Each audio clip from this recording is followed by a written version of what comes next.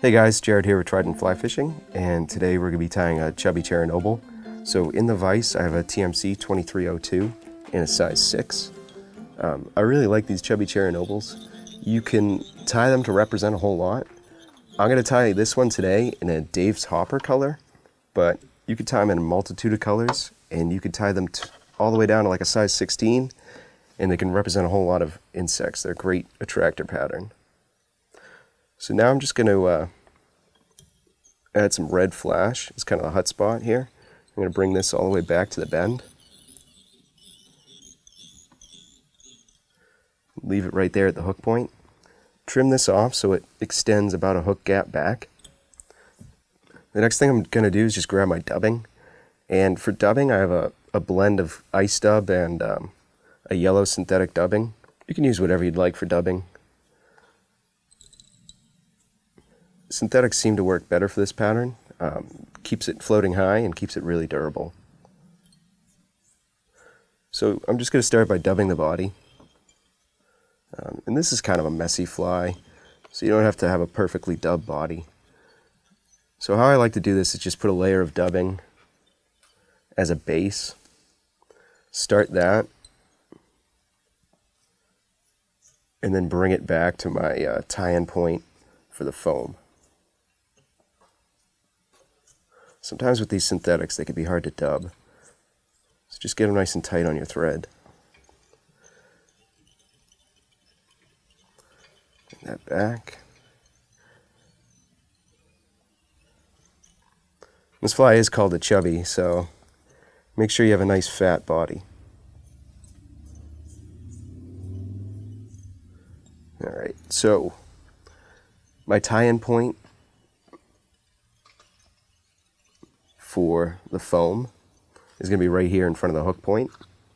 So I'm just going to grab some tan 2mm foam and tie it right on top of the hook shank. This looks a little fat. So your measurement should be about the hook gap in width. So I'm just going to trim this up a little bit. And then you can get a real nice body with some of the cutters, but I like to just cut it and kind of round the edges a little bit. Just gives it a different look. So I want that to extend just past the hook bend there. So a loose wrap or two and then tighten down. So I'm going to come back just a little bit and create a nice little thread band to tie in my legs and wing. And I have these in kind of a brown color with some mottling in there. This is definitely where you can vary the fly. There's no real recipe for the colors here. So I'm just going to rotate this around to tie in my legs on the other side. I find this easier for me, and it allows me to use one piece of rubber for the legs on the front and then one piece on the back. Rotate that back. Just going to trim that so it's not in my way. I'm going to grab my poly wing material, and I just have this in a white.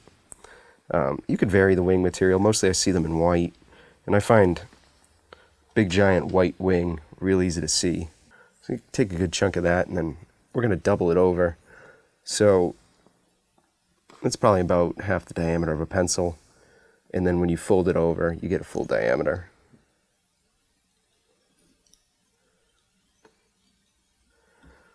So to fold that back, I'm just going to grab some dubbing, pick it out, dub it on my thread, and this will just effectively increase the diameter of my thread, cover up my thread wraps, and make it easier to pull my wing back.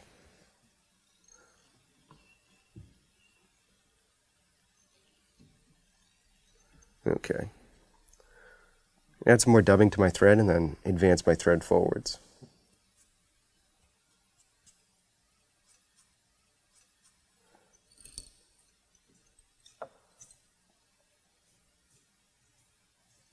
Let's just pull everything back as you dub forwards so you don't trap anything down.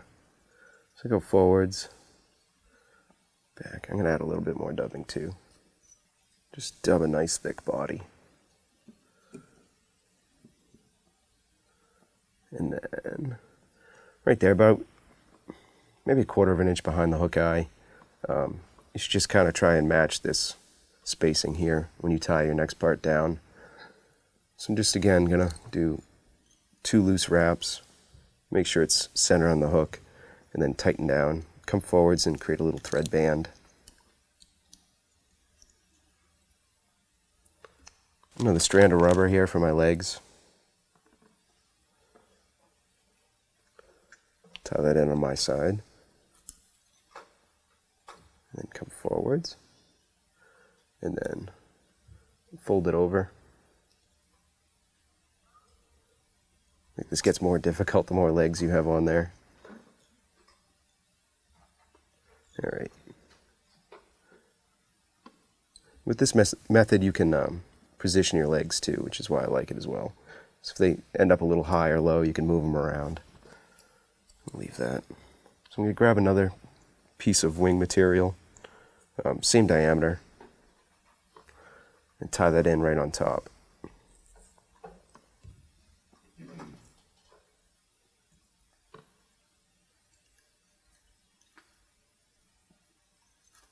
Just a couple loose wraps, and tighten down.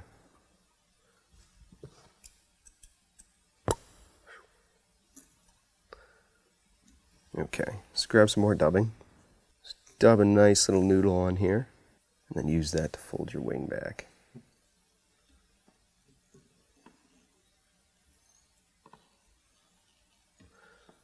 Okay, I'm just going to pull this forwards, come under here, use up the last of my dubbing, and then whip finish under here. I'm going to cut these legs.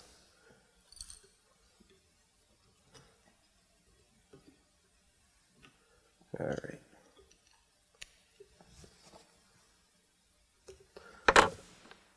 So I'm going to trim my head. You can adjust the length of your head here. I like to keep my head square. Sometimes I like to skate these flies, and I find a longer square head skates better. It just increases the versatility for me. So the next thing I'm going to do is just trim my wing. So I'm going to come to where I left my flash here, grab both wings at once, and cut them flush. And the next thing I'm going to do is just trim my legs. So I like my legs, you can see this one's already about the right length. I like them long, about the length of the shank of the hook. So the easiest way to kind of trim these things is to pull them all down at once. Just cut them flush. And the length of legs isn't imperative. You can adjust the length of legs on the water. And like I said, I like them long. I like them to have a good presence on the water, because this isn't a really good attractor fly, and I think that just adds to it. So that's it. That's the Chubby Chernobyl. Great attractor pattern, real easy to see, floats really well. My favorite way to fish it is with a dropper or two, and then I'll float a big tungsten dropper. Great pattern year round, works especially well in the summer. Thanks for watching, guys.